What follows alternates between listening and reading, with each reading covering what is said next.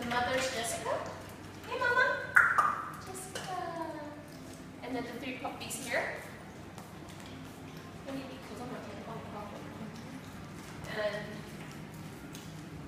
come on. Ooh, they're coming. They're coming. Anybody want to eat?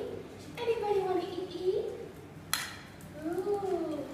This is Jeannie, Jenny, and Jessie here. 3 puppies. Ooh. Mama, you want to eat too? That's a good girl. Mama, feed you some. Oh, Mommy, don't be shy.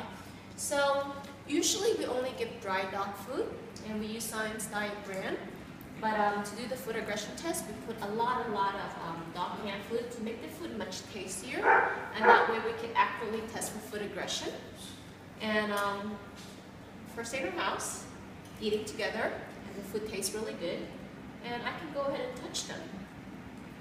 Move the food bowl a little bit.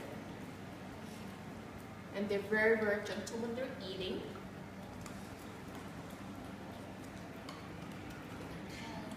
That's great. So